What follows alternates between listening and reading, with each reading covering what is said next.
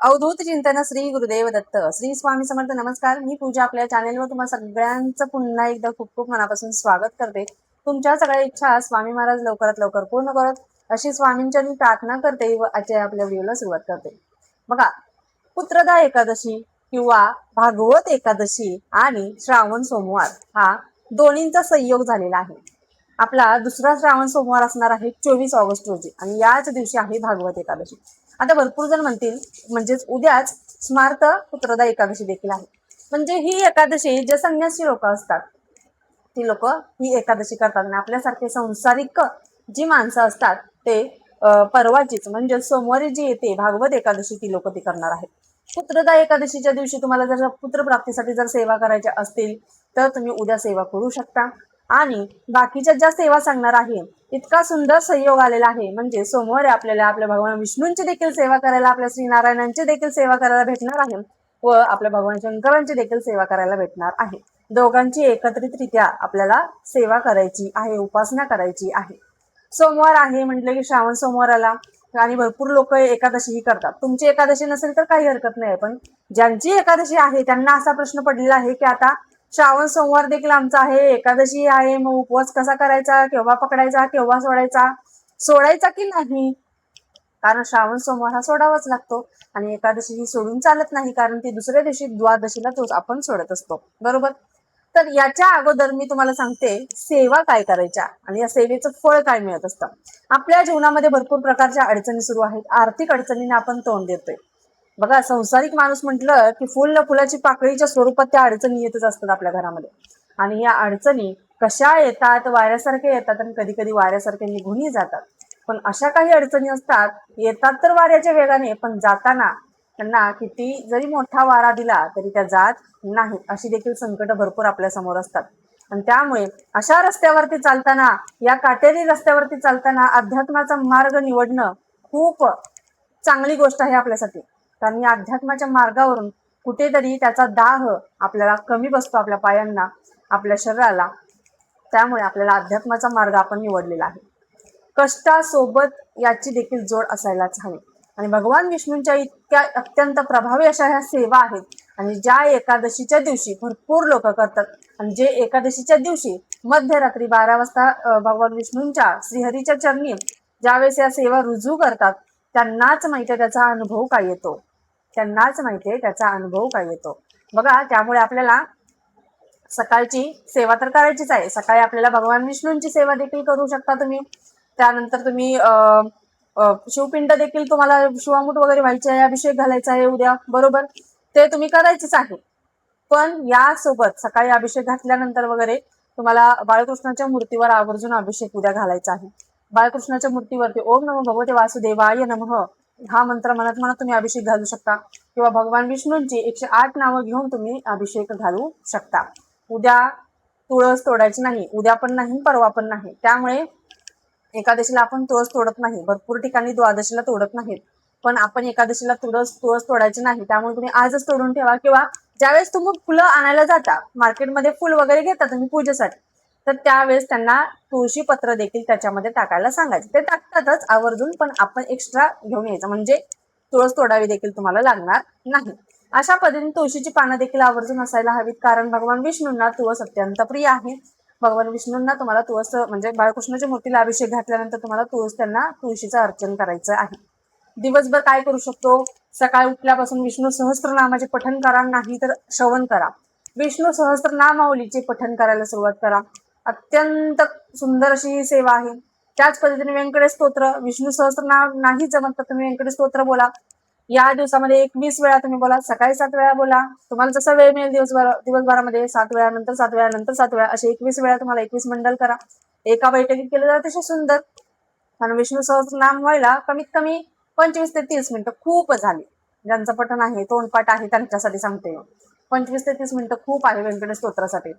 या संबंधीचा व्हिडिओ आपण कालच पाहिलेला आहे, कशा पद्धतीने 3 रात्रीची आपण सेवा करायची. पण तेही जमत नाहीये आम्हाला 3 रात्रीची सेवा, तर तुम्ही एकादशीच्या दिवशी रात्री 12 वाजता, भरपूर लोक एकादशीच्या दिवशी रात्री 12 वाजता, 12 एकादशी रात्री 12 वाजता विष्णू सहस्रनामाचे 12 वेळा जे लोक पठण करतात त्याचा अनुभव खूप सुंदर आहे, खूप सुंदर. म्हणजे त्यांना आयुष्यामध्ये दुसरं काही मागण्याची वेळ येत नाही त्यांच्यावरती, इतका सुंदर अनुभव त्यांना भेटत असतो.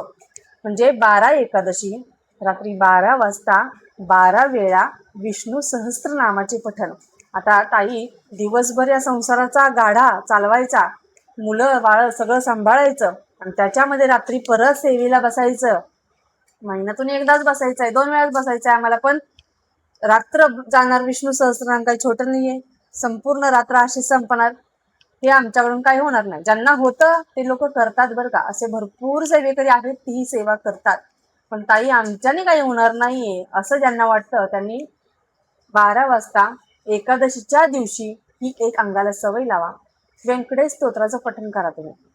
3 रात्रीची सेवा करता ती वेगळी आहे, पण एकादशीच्या दिवशी 12 एकादशी रात्री 12 वाजता तुम्हाला 21 वेळा, तिथे 21 वेळा तुम्हाला मंडल करायचं आहे. संस्कृतमध्ये व्यंकटेश स्तोत्र बोलायला आपल्याला कमीत कमी 25 ते 30 मिनिटं जातात. 21 वेळा आपल्याला पठण करायचं. 1 ते 8 ओवीपर्यंत तुम्हाला 20 वेळा बोलायचं आहे आणि 9व्या ओवीपासून फलश्रुती आहे 16व्या ओवीपर्यंत. तर तुम्हाला 21व्या वेळेस 1 पासून 16 पर्यंत 16व्या ओवीपर्यंत बोलायचं आहे, म्हणजे संपूर्ण बोलायचं आहे. खूप छोटंसं आहे, लगेच मुखात बसेल इतकं सुंदर त्याचा सूर आहे.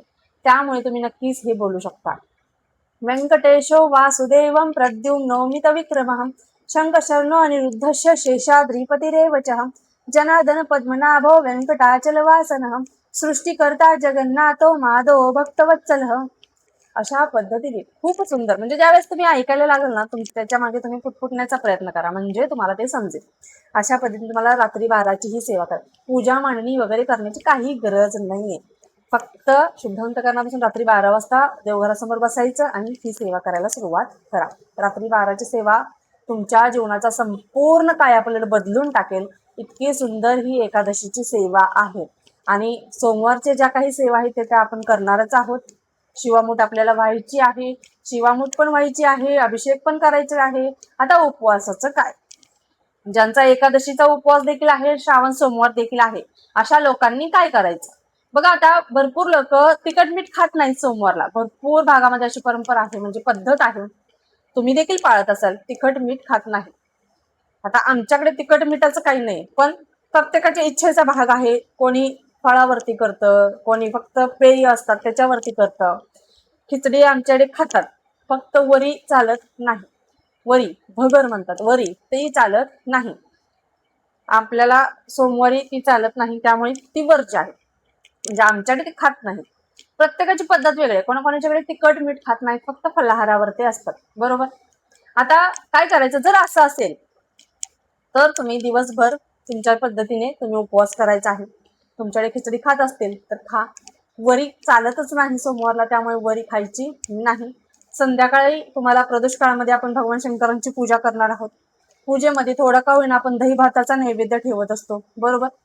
थोडासा का होईना, कारण प्रदोष व्रत ज्यांचे असतात त्यांना माहितीये, किंवा सोमवारचे व्रत ज्यांना असतात त्या माहितीये, थोडासा का होईना दही भाताचा नैवेद्य खूप आवर्जून ठेवतात. दही भाताचा नैवेद्य त्यांना दाखवायचा आहे, बरोबर. आणि तो दाखवताना वास येतो. नंतर तुम्ही भाजी डाळ भात काय कराल ते, किंवा तुम्ही जो स्वयंपाक बाकीच्या घरातल्या व्यक्तींसाठी करणार आहात, कधी कधी तो वास भाजीचा वगैरे भात वास आला तर आपल्याला ते खाण्याची वृत्ती होते, तोंडाला पाणी सुटल्यागत होतं, बरोबर. तिथे आपला उपवास भंग होतो असं म्हटलं जातं. तर तुम्ही अशा पद्धतीने उपवास कंटिन्यू, म्हणजे तो तुमचा उपवास सुटला आणि तो कंटिन्यू पुढे तुम्ही एकादशीचा करू शकता.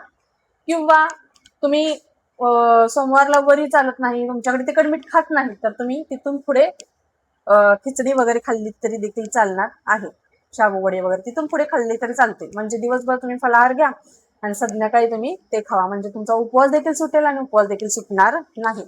अशा पद्धतीने तुम्हाला ही एक काळजी घ्यायची आहे. अशा पद्धतीने ज्यांची एकादशी आहे त्यांनी, ज्यांची नाहीये त्यांचा काही प्रॉब्लेम नाही. संध्याकाळी व्यवस्थित पंचपक्वान्न तुमचे जे काही असतील ते सात्विक जेवण करायचं, नैवेद्य दाखवायचा, पूजा सेवा वगैरे सगळ्या करून घ्यायच्या आणि नंतर तुम्ही उपवास सोडला तरी देखील चालणार आहे. अशा पद्धतीने तुम्हाला ही सगळ्या सेवा किंवा हे व्रतवैकल्य कसं सोडायचं कसं नाही हे सगळं तुम्हाला समजलंच असेल. त्यामुळे सोमवार, श्रावणातला दुसरा सोमवार आणि भागवत एकादशी खूप महासंयोग असा जुळून आलेला आहे. तर या निमित्त या अत्यंत प्रभावी अशा सेवा करायला अजिबात विसरायचं नाहीये. व्हिडिओ आवडला असल्यास व्हिडिओला लाईक करा, शेअर करा, सबस्क्राईब करा. तुमच्या काही शंका असतील तर नक्कीच कमेंट बॉक्समध्ये विचारत जा. आपल्या चॅनलवर प्रत्येकाच्या शंकेचे निरसन नक्कीच केले जाते. पुन्हा एकदा भेटूया अशाच एका नवीन व्हिडिओ सोबत. तोपर्यंत झालेली सेवा स्वामींच्या मी रुजू करते. श्री स्वामी समर्थ. धन्यवाद.